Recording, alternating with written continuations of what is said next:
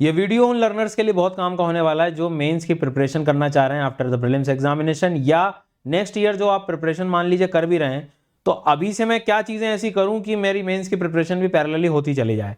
सीधी सी बात है, सिलेबस को देख के, टॉपिक को पहचान के और प्रीवियस ईयर के क्वेश्चन को एनालाइज करके कैसे आंसर राइटिंग की शुरुआत की जाए, किस पैटर्न में की जाए, कैसे क्वेश्चंस पे कमांड लाए जाए, ये सारी चीज़ें और क्या और हम बेहतर कर सकते हैं, वो सब कुछ मैं इस वीडियो में दिखाने वाला हूँ। हमेशा की तरह आपको अंत तक देखना पड़ेगा भैया, तो आप किसी कंक्लूजन पे पहुंच जाओगे।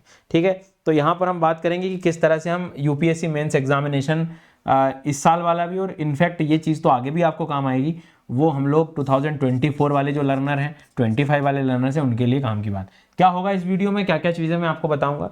तो सबसे पहले कहानी कि यदि मैं एकदम ही नया हूँ, बिगिनर फेज है मेरा, तो मैं क्या करूँगा, या मैं प्रिपरेशन मेरी चालू हो चुकी है, मैं प्रिपरेशन के अलग अलग फेजेस में हूँ, मैंने प्रीलिम्स दे दिया है, या अभी मेरी कुछ दिनों से पढ़ाई शुरू हो चुकी है। सिलेबस का क्या रोल है, पीवाईक्यूज का इसमें क्या रोल होगा, आंसर राइटिंग प्रैक्टिस क्या करनी होगी, कैसे करनी होगी, कितनी करनी होगी दिन में, टेस्ट सीरीज का क्या रोल होता है और कब इसको एक्चुअल में ज्वाइन करना होता है, कब एक्चुअल में उसका वो है, और the most important thing is time management. यही चाहिए इस चीज को। साथ में 5 जून से अनअकैडमी के नए बैच प्रारंभ हो रहे हैं, उन सभी चीजों के लिए, कंप्लीट स्टडी के लिए, और आपको बेस्ट लर्निंग प्रोवाइड होने वाली, क्योंकि ये बैच जो है ऑल स्टार फाउंडेशन बैच है, इंडिया के जो टॉप एजुकेटर्स हैं उनके द्वारा ये मतलब शुरू हो रहा है। सारी चीज़ें उसमें कंप्लीट सिलेबस होगा प्रीलिम्स मेंस, और ये जो ऑफर चल रहा है इसमें जो भी लर्नर 12 महीने 18 महीने का सब्सक्रिप्शन ले रहा है, एक्सटेंशंस इसमें मिल रहे हैं आपको। कोड सभी लर्नर्स को मेरा पता है, SGYT10 ये कोड है, नीचे लिंक है, एक सिंगल लिंक से आप क्लिक करके सब्सक्रिप्शन की तरफ बढ़ सकते हैं। बाकी आपकी क्या स्ट्रेटेजी होनी चाहिए वो शुरू करते हैं। बिगिनर हो आप, शुरुआत कर रहे हो, तो एक बात आपको ध्यान रखना पड़ेगा कि आपकी प्रिपरेशन कोई स्टेजेस में नहीं होगी कि प्रीलिम्स की स्टेज है फिर देन मेंस की स्टेज है। ये आपको समझना पड़ेगा कि भैया मेरी प्रिपरेशन मेंस से ही शुरू हो रही है, मेंस ही सच है, ये बात आप ध्यान रखें पहली बात। क्योंकि द लेवल ऑफ जो डिटेल या जो ऑब्जर्वेशन एग्जाम में पूछी जा रही है, चाहे प्रीलिम्स भी ले लो, उतने लेवल पर आप जा रहे हो, तो उतने नॉलेज में या उतना नॉलेज गेन करने के लिए आप इनडायरेक्टली मेंस की प्रिपरेशन की तरफ पहुंच जाओगे। यदि आप प्रिपरेशन फेज में हो कि ऑलरेडी मेरी प्रिपरेशन हो चुकी है, तो मैं क्या करूँगा भैया, कैसे आगे बढ़ूँ, तो आगे हम एक एक स्टेज में बढ़ते जा रहे हैं। देखो अंत ये है कि आप दोनों कुछ भी, आप किसी भी फेज में हो, कुछ बेसिक्स आपको ध्यान रखने, इन बातों का ध्यान रखना है, और उसी फेज में आपको अब जाना होगा। लेट्स से सपोज आज वो लर्नर सेम फेज पे हैं, ठीक है, कि जिनको शुरुआत करना है और जिनका प्रीलिम्स निकलने वाला है। काम तो आपको एक ही करना है, लेकिन हाँ, जिनका प्रीलिम्स निकल रहा है या जिनको इस साल मेंस देना है, उनका क्या रोल रहेगा, उनको थोड़ा सा नो डाउट एक्स्ट्रा पढ़ना पड़ेगा, इंटेंसिटी तेज रखनी पड़ेगी। तो क्या क्या बातें हैं वो अपन देखते हैं। सबसे पहली चीज़ है सिलेबस। नहीं आपको अभी भी पढ़ना, क्योंकि ये भी फॉर द मेंस एग्जामिनेशन एक बात ध्यान रखना, सिलेबस क्लियर होना चाहिए आपको पेपर के साथ।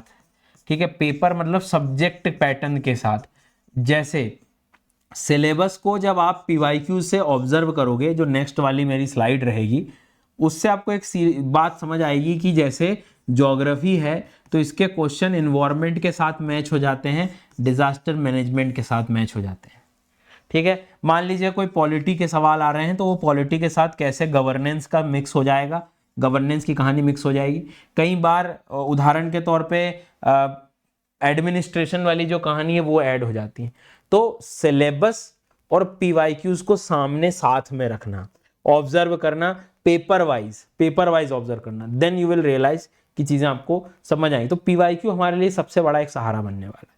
अब दूसरी बात, जब आप सिलेबस ऑब्जर्व कर लेते हो तो 2 बातें निकल के आती हैं, मतलब 2 तरह के क्वेश्चंस होंगे। ठीक है, ध्यान से सुनना। एक ऐसा क्वेश्चन पेपर बनेगा जिसमें स्टैटिक वाली चीजें आ रही हैं, जैसे लेट से सपोज ज्योग्राफी के कुछ क्वेश्चंस आते हैं, साइंस टेक के कुछ क्वेश्चन आ गए जो स्टैटिक नॉलेज रखेंगे, बेसिक, मतलब स्टैटिक इन द सेंस कि आपको उसकी इंफॉर्मेशन है, ये जो आती है इनको करना पड़ेगा। तो 2 चीजें निकल रही हैं, स्टैटिक, और एक आएगा करंट अफेयर्स बेस, मतलब डायनेमिक इन द सेंस थोड़ा सा बदलता हुआ। लेट से सपोज कि आपसे प्लेट टेक्टोनिक का क्वेश्चन पूछा और एग्रीकल्चर की प्रॉब्लम पूछी, तो दोनों सवाल आपको समझ आ रहे हैं कि एक क्वेश्चन ऐसा होगा जो स्टैटिक का है और एक जो होगा जिसमें करंट अफेयर्स वाली चीजें इंक्लूड करनी पड़ेंगी आप। तो सबसे इंपॉर्टेंट बात यह है कि जब पीवाईक्यू आप देखते हो तो आपको समझ आ जाता है कि कौन से चैप्टर से कौन से सब्जेक्ट से स्टैटिक के पोर्शन आते हैं। अब जैसे गवर्नेंस है, पॉलिटी, स्टैटिक कम मिलेगा, थोड़ा सा करंट अफेयर्स बेस्ड चीजें आपको डायनेमिक वाला पैटर्न जनरली थोड़ा सा ज्यादा देखने को मिलेगा। अब चूंकि आपको मेंस की प्रिपरेशन करनी है तो आपको सिंपल सी कहानी ये रखो, जब आप पीवाईक्यू एनालिसिस करोगे तो पहली लर्निंग आपको स्टैटिक डायनेमिक वाली मिलेगी। डायनेमिक मतलब चीजें जो करंट अफेयर्स वाली हैं, ठीक है। अब आप ये ऑब्जर्व करो कि पैटर्न कैसे रिपीट हो रहा है, ठीक है। पैटर्न कैसे रिपीट हो रहा है, पैटर्न कैसे रिपीट हो रहा है मैं बता देता हूं। जैसे आप ज्योग्राफी का देखोगे तो आपको एक दो सवाल जो है वो स्टैटिक से मिलते ही मिलते हैं। स्टैटिक मतलब फिजिकल ज्योग्राफी से मिलेंगे ही मिलेंगे। कैसे? उदाहरण के तौर पे कि या तो प्लेट टेक्टोनिक का आएगा ही क्वेश्चन, रॉक्स पे मान लीजिए क्वेश्चन आ गया, ओशियन करंट पे क्वेश्चन आ गया, एटमॉस्फेयर पे कोई क्वेश्चन आ गया, साइक्लोन पे कोई क्वेश्चन आ गया। ये क्या है? ये स्टैटिक वाले पोर्शन है और ये थीम रिपीट हो रही है कि मतलब फिजिकल ज्योग्राफी का कॉन्सेप्चुअल पार्ट मुझे स्ट्रॉन्ग करना पड़ेगा। तो ये हुआ, ठीक है। अब इससे क्या लर्निंग ली कि अब मुझे अब सबसे पहले तो ये क्वेश्चन ये कब पता लगा आपको? ये पीवाईक्यू एनालिसिस आपने किया, उसमें स्टैटिक में उसका जो पैटर्न है वो ये आया कि भैया कुछ क्वेश्चन जो है वो बेसिक स्टैटिक लर्निंग से हो गई। अब साइंस टेक आपने ओपन किया, साइंस टेक के पीवाईक्यू आपने देखे तो उसमें देखा कि करंट में जो भी चीजें स्टैटिक नॉलेज वाली चल रही थी उनको हमें थोड़ा सा पढ़ना है। कि मान लीजिए कि कोई डीएनए से संबंधित आ गया कोई क्वेश्चन, नैनो टेक्नोलॉजी से कोई क्वेश्चन आ गया, ठीक है। उदाहरण के तौर पे फॉर एग्जांपल कोई सैटेलाइट लॉन्चिंग के जो जितने भी अपने अलग अलग मिशंस आए हैं या इसरो की जो रणनीति है या ये सारी चीजें जो हैं इससे रिलेटेड ये क्वेश्चंस आ गए। तो इससे क्या लर्निंग मिली कि वहां एक तो टाइम मिलेगा नहीं, तो मैं क्या करूं, ये स्टैटिक वाले जो पोर्शंस हैं इनमें जो प्रोबेबल टॉपिक्स रहते हैं, अब टॉपिक्स कैसे निकालोगे? तो एक्चुअल में जो आपने पढ़ी होती हैं, जो सिलेबस में है, सिलेबस के अकॉर्डिंग जो आप डिकोड करते हो सिलेबस को, जैसे उदाहरण के तौर पे लिथोस्फीयर शुरू करा आपने तो कैसे? कॉन्टिनेंटल ड्रिफ्ट थ्योरी, फिर सी फ्लोर स्प्रेडिंग थ्योरी, फिर प्लेट टेक्टोनिक थ्योरी, फिर वॉल्केनो। तो इन पे आपके कम से कम 300 वर्ड के राइटअप्स होने चाहिए, पहली चीज तो ये। तो जो जो स्टैटिक पोर्शन है उसका अपने पास एक राइटअप हो, तैयार हो, ऑलरेडी लिखा हुआ हो, एक ऐसा मटेरियल जिसको मैं अप्लाई कर सकूं। जब थोड़ा सा इंट्रोडक्शन चेंज करना पड़ेगा, कंक्लूजन चेंज करना पड़ेगा, मेन बॉडी में तो आपको जैसे मान लो plate tectonics, continental drift theory, ocean currents, cyclones, air masses, उनका इन्फ्लुएंस, ये सब स्टैटिक वाले सवाल हैं। तो इनके 200-300 वर्ड के राइटअप अपने पास होने चाहिए लिखे हुए, ऑलरेडी एक एक दो बार प्रैक्टिस करनी पड़ेगी आपको, ठीक है। अब जो लर्नर इस बार मेंस दे रहे हैं उनको तो शुरू करना ही पड़ेगा, और जो लर्नर जिनको आप प्रिपरेशन अगले साल एग्जाम देना है, तो अब आपका काम ये हो गया कि जैसे जैसे मेरा सिलेबस होते जा रहा है, जैसे जैसे मेरे टॉपिक्स होते जा रहे हैं, वैसे वैसे मैं इस राइटअप को लिखने का प्रयास कर लूं। क्योंकि जैसे प्लस में नॉर्मली अब हम ये हो रहा है कि आपने टॉपिक पढ़ा, आपने पढ़ लिया, समझा दिया, और उसी से रिलेटेड कोई पीवाईक्यू एटलीस्ट उसको सॉल्व कर लिया। तो पीवाईक्यू की मदद से आप एटलीस्ट एक एक अपना राइटअप जो है साथ में रखें। स्टैटिक की बात कर रहा हूं मैं भी, ठीक है, स्टैटिक वाला पोर्शन। आपने देखा कि एक दो बार नैनो टेक्नोलॉजी के बारे में पूछ लिया गया, मान लो एक दो बार जो है उन्होंने फॉर एग्जांपल जो एक तरह से आप स्पेशली बायोटेक्नोलॉजी से रिलेटेड कुछ पूछ लिया, तो उसका आपके पास एक राइटअप होना चाहिए, एक नोट खुद पे, और खुद लिखना पड़ेगा एक बार, क्यों एक दो बार, क्योंकि एट द एंड आपको ही परफॉर्म करना है वहां पे। तो इस बात को आपको थोड़ा सा जो है सर ध्यान रखना पड़ेगा, बिना इसके काम नहीं होने वाला, ठीक है। मेरी बात आई थिंक समझ आ रही है। तो पीवाईक्यू एनालिसिस में स्टैटिक पोर्शन निकाला आपने, और सभी सब्जेक्ट के निकाल लो, पहले तो देख लो कि इसमें ज्यादा करंट यूज नहीं हो रहा है, इस तरह की और क्या क्या चीजें हो सकती हैं। तो 10-10, 15-15 टॉपिक के एक राइटअप तो रखो कम से कम, थीम बेस्ड। नए लर्नर हो तो ये समझ नहीं आएगी थीम एकदम से, ये आप थ्रू आउट जब पढ़ोगे ना, पढ़ते जाओगे टॉपिक, जैसे मान लो अब क्लास में कोई टॉपिक पढ़ा आपने, तो आपको खुद समझ आ जाएगा कि अच्छा अब ये पीवाईक्यू से था इसलिए अब, और पर जो इस बार एग्जाम देने वाले उनने तो पूरा ही पढ़ा होगा ऑफ कोर्स, तो आपको पूरा सब्जेक्ट तो समझ आ ही गया है, सब्जेक्ट में कमांड बनी गई है। तो उस सब्जेक्ट में 15-20 टॉपिक ऐसे निकालो, उनको आपको यहां पर लिखना पड़ेगा खुद के। एक तो ये तरीका आपका स्टैटिक के लिए हो गया। Now coming to the next part, dynamic के लिए, कि भाई एटलीस्ट जो करंट अफेयर बेस्ड है। फिर आपने पीवाईक्यू देखा, वो पीवाईक्यू देखा और देखा कि हर साल, अब आप आराम से ऑब्जर्व करना कि कोई थीम ऐसी पकड़ना जो साल भर न्यूज में बनी रहती, कोई आर्टिकल, कोई समस्या, कोई देखोगे आप। तो अब जैसे ज्योग्राफी का एग्जाम्पल लूं, अब देखना आपने ज्योग्राफी में ऑब्जर्व करा तो क्या देखा यार, अर्बन का जो प्रॉब्लम है, अर्बन इश्यूज, ठीक है, एग्रीकल्चर की प्रॉब्लम, ड्रिंकिंग वाटर की प्रॉब्लम, सॉइल की प्रॉब्लम, ठीक है। उसके बाद में डिजास्टर मैनेजमेंट में चले गए तो साइक्लोन और उससे रिलेटेड क्या मैनेजमेंट हो सकता है, ठीक है, अर्थक्वेक या उससे क्या मैनेजमेंट हो सकता है। ये सारे जो 10-15 टॉपिक्स हैं ये रिपीट होते हैं, इनके कम से कम 400-400 वर्ड के, 500-500 वर्ड के, ये थोड़े से वर्ड्स बढ़ा रहा हूं मैं क्योंकि इसमें करंट अफेयर्स वाली जो चीजें, जो साल भर में जो डेवलपमेंट किया गया, साल भर में जो भी डेवलपमेंट किया गया वो आपके पास ये होना ही चाहिए। समझ आ गई क्या मेरी बात यहां तक? मतलब ये कहना चाह रहा हूं यहां पर मैं कि नॉर्मली ऑब्जर्वेशन हम लोग करें तो सॉइल, साइक्लोन, ये जो करंट अफेयर्स वाले जो टॉपिक हैं इससे रिलेटेड भी आपके पास एक राइटअप होना चाहिए, लेकिन वो थोड़ा अपडेट होगा।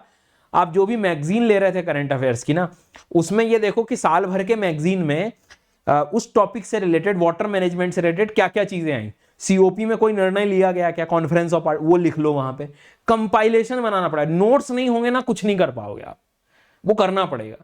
अनअकैडमी पे ये जो क्वालिटी एनरिचमेंट प्रोग्राम क्या है, यही है कि आपको इंडियन ज्योग्राफी में पीवाईक्यूज के साथ एनालिसिस करके और अपकमिंग जो ऐसे मोस्ट प्रोबेबल टॉपिक्स हैं वो साथ में आपको करा दिए जाएंगे, एक राइटअप प्रोवाइड कर दिया जाएगा। क्योंकि एक बात सत्य है, 7 मिनट में वहां आप लिख ही नहीं पाओगे जब तक कि आपको उस टॉपिक के बारे में पहले से कुछ पता हो और लिखा हो, तभी आप कर पाओगे, नहीं तो दिक्कत है। तो इन अ नटशेल, आप न्यू लर्नर यदि हो तो आपको ये पूरी प्रोसेस, लर्निंग प्रोसेस हर दिन की रहेगी आपकी। आपने टॉपिक पढ़ा, आपने पीवाईक्यू एनालिसिस किया और अपना एक राइटअप बना लिया। और जो लर्नर इस बार मेंस लिखने वाले, उन्हें ऑलरेडी आइडिया है, मतलब ऑलरेडी आइडिया है इस चीज का कि सब्जेक्ट क्या है, सब्जेक्ट में कौन कौन से टॉपिक्स हैं जिनके राइटअप्स लिखने हैं मुझे। राइटअप 2 प्रकार के होंगे, एक स्टैटिक वाला और एक डायनेमिक वाला। स्टैटिक वाला तो आप थ्योरेटिकली बुक एनसीईआरटी से अपनी भाषा में उसको लिखो। डायनेमिक में साल भर की जो मैगजीन्स हैं या जो आपने आर्टिकुलेट लिया हो या जो भी कोई मैगजीन्स आपने फॉलो भी करी हो, उससे वाटर मैनेजमेंट से क्या मोस्ट रीसेंट कंटेंट आपके राइटअप में होना चाहिए, यह बात ध्यान रखना है। इकोनॉमी जैसे सब्जेक्ट में सरकारी जो भी मसाला है वो कनेक्ट करो, इकोनॉमिक सर्वे की हेल्प लेनी पड़ेगी। अब मान लीजिए उदाहरण के तौर पे डिजास्टर मैनेजमेंट बात करो तो आपको जो नेशनल प्लान्स होते हैं वो आपको करने पड़ेंगे यहाँ पे अपडेट। तो ये चीजें आपको ध्यान रखनी है सर, ठीक है। तो role of PYQ I think आप समझ गए होंगे। Now coming to the answer writing practice. सबसे बड़ा सत्य है कि आपको 7 मिनट में एक आंसर लिखना है, 7 से 8 मिनट में एंड करना है। आंसर राइटिंग उसे भी पता है कि 7 मिनट में क्या ही कितना लिखोगे आप, पर यहां कुछ मैनेजमेंट, यहां कुछ चीज के बारे में पूछ रहा है, यहां पे वो जो लेवल ऑफ डिटर्मिनेशन है वो चेक करना चाह रहा है यूपीएससी कि इस चीज में लाने के लिए। एक्चुअल में एक कोई टॉपिक आप लेना जो आपको बहुत अच्छा आता है, आप जब पहली बार लिखेंगे, मैं आपको श्योरिटी दे रहा हूं आपको 15 से 20 मिनट लग जाएंगे प्रॉपर अच्छे से सजाने में। पर यूपीएससी चाहता ही नहीं है, वो चाह रहा है कि इस चीज को यहां तक कैसे लाओगे। तो इस चीज को यहां से लाने के लिए जो मेहनत लगेगी उसको वैसा वो वाला लर्नर चाहिए। तो आपको जब आप, अब ये कैसे आएगा सर, तो सिंपल है, एक टॉपिक आपने लिखा, 15-20 मिनट लग गए, उसको दोबारा आप लिखो 11 से 12 मिनट में लिखोगे, तीसरी बार लिखोगे तो इसमें आ जाएगा। ये क्या कहना चाह रहे हो सर, एटलीस्ट आपको 2 से 3 बार प्रैक्टिस करनी पड़ेगी उन सारे टॉपिक्स की जो पहले हम पीवाईक्यू से डिस्कस कर चुके हैं। इतनी प्रैक्टिस करनी पड़ेगी, तीसरी बार में ये सब आएगा, पहली बार में नहीं निकलेगा। मतलब ये कि यदि मुझे 10-15 टॉपिक पता लग गए हर सब्जेक्ट के कि water management, flood management, drought, ये वो, साइक्लोन, ये सब, इनको मुझे 2-2, 3-3 बार अपने लैंग्वेज में लिखना, अपने भाषा में अपने साथ लिखना पड़ेगा, तब जाकर मैं इतने कम टाइम पीरियड में लिख पाऊंगा, नहीं तो दिक्कत होगी। तो सबसे बड़ा जो काम है ना वो ये है कि 7 से 8 मिनट में चीजों को एंड करना। और क्या क्या चीजें काम, क्योंकि पहले से आप खुद सोचो ना, 7 मिनट में सपना नहीं आएगा ना अपने को कि क्या क्या लिखूं। पहले से आपको पता होना चाहिए कि वाटर की कौन कौन सी स्कीम है, वहां आप डिसाइड ही नहीं कर पाओगे। आप समझिए उस टाइम के प्रैक्टिकल अप्रोच को समझिए कि उस टाइम आपके दिमाग में चलेगा ही नहीं कि कैसे लिखोगे, आप कैसे लिख पाओ। इसलिए पहले से ही आपको पूरा फेज प्रिपरेशन में रखना पड़ेगा। और मैं कह रहा हूँ 15-15, 20-20 टॉपिक तैयार भी कर लें तो कुछ तो ऐसा आएगा जो कॉमन निकाल के आप लिख ही दोगे कुछ ना कुछ। पर ये चीज एक्सरसाइज आपको करनी पड़ेगी, ये आपका मेन फेज है। मतलब आपका सबकॉन्शियस माइंड आप ये नहीं होना चाहिए कि मेरे को आंसर राइटिंग प्रैक्टिस करनी, मेरा ये है कि मुझे 7 मिनट में आंसर लिखना है। अब न्यू लर्नर हो आप तो क्या करोगे, न्यू लर्नर हो तो आपको मैंने तरीका बताया कि न्यूज़पेपर में जो भी अच्छा एक आर्टिकल आ रहा है उसको आप अपने शब्दों में डेली लिखो कम से कम, तो लिखने की एक हैबिट जनरेट हो जाएगी। साथ में जब आप टॉपिक अपना सब्जेक्ट का सिलेबस पढ़ोगे तो जैसे जैसे सिलेबस होता जाए उसके साथ साथ में पीवाईक्यू सॉल्व करते चले जाओ और उसको 2-2, 3-3 बार लिखो और इस 7 मिनट में लेकर आओ। ये एक प्रोसेस अपनानी पड़ेगी आपको। आई बात समझ में? इसके बाद में आगे बढ़ते हैं रोल ऑफ टेस्ट सीरीज। अब मान लीजिए मेंस हुआ मेरा, मैंने XYZ जो है गया टेस्ट सीरीज ज्वाइन कर ली, हो गया काम। टेस्ट सीरीज तो आप जाओगे, पढ़ा है ही नहीं कुछ, राइटअप था ही नहीं आपके पास, तैयारी कुछ थी नहीं।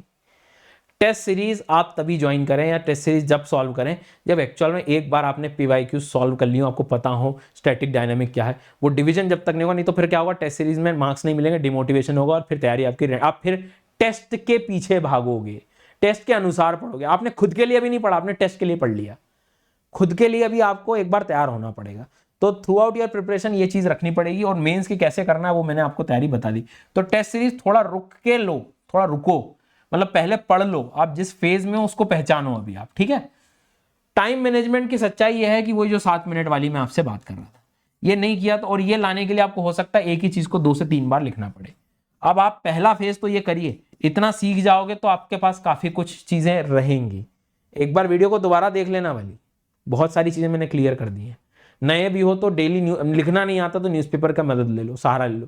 मैं सही लिख रहा हूं कि नहीं, मेरा आंसर कौन चेक करेगा, इसलिए मैं आपसे कह रहा हूं कि आंसर राइटिंग से पहले खुद के राइटअप्स बना लो, खुद का लिख लो। न्यूज़पेपर की जो प्रैक्टिस आप डेली कर सकते हो कि न्यूज़पेपर में कोई अच्छी चीज आई उसको अपने शब्दों में लिखो ना, वो गलत थोड़ी लिखोगे, जो सामने है उसी को तो आप लिख रहे हो, तो उसको भी मन से लिखना शुरू कर दोगे तो एक स्किल बढ़ जाएगी। ये उनके लिए जो नए हैं, और जो अभी देने ही वाले हो, अब तो भैया आपको डायरेक्ट PYQs और इस तरह के सॉल्व करने, अपने राइटअप्स बनाने, तो दिन के 3-4 घंटे राइटअप्स बनाने में दो और दिन के 3-4 घंटे 5 घंटे लिखने में दो। हर दिन जो है कम से कम आपको, मेरे हिसाब से तो इतनी प्रैक्टिस करनी पड़ेगी कि कितने घंटे आपको, मान लीजिए 6 घंटे लिखना है डेली, तो जो जितना घंटे एग्जाम में लिखना है उतने घंटे डेली आपको अभी से प्रैक्टिस करनी पड़ेगी, ये मान के चलो। क्योंकि प्रैक्टिकल अनुभव अलग चीज़ होती है। आपका सर, ये हाथ दुखने लगेगा, ये दर्द करती हैं उंगलियां, बहुत दिक्कत हो जाती है। इसलिए मैं आपसे कह रहा हूँ कि वो जितने घंटे की एग्जाम है ना, उतने घंटे डेली अभी से लिखना पड़ेगा आपको, जो इस बार एग्जाम दे रहे हैं, ठीक है। होप कि ये वीडियो आपको थोड़ा सा हेल्प कर देगा। और जो भी क्वेरी आप कमेंट में ज़रूर बता देना, मैं उस पर और काम कर लूँगा। नए बैच सबको पता है कि भैया 5 जून से आप पूरी फुल फ्लेजेड आप तैयारी शुरू कर सकते हो इंडिया के बेस्ट एजुकेटर के साथ। कंप्लीट प्रीलिम्स मेंस की प्रिपरेशन, सारी चीज़ें जो बता रहा था सब कुछ हो जाएगी। Comprehensive study material, prelims mains test series के साथ, कोड आपको सबको पता है SGYT10 फॉर द डिस्काउंट। और 12 महीने का सब्सक्रिप्शन में 4 महीने का एडिशनल बेनिफिट, मतलब आपका मेंस कवर हो जाएगा। 18 में 6 मंथ। और ये जो 2 साल की प्रिपरेशन कर रहे हैं, अंडर ग्रेजुएट लर्नर्स हैं, कॉलेज में है, वो 2 साल, इसके लिंक जो है वो आपको डिस्क्रिप्शन में मिल जाएगी। सिंगल क्लिक पे आप सब्सक्रिप्शन लें, SGYT10 कोड यूज़ करें, और 2 साल के सब्सक्रिप्शन में आपको 2 साल का एक्स्ट्रा बेनिफिट मिल रहा है अनअकैडमी प्रॉमिस, जहाँ पर आपको प्रीलिम्स यदि आपका निकल जाता है तो मेंस की फुल फ्लेजेड तैयारी आपको अनअकैडमी की ओर से सारे खर्चे पर कराई जाएगी, ठीक है। So thank you so much.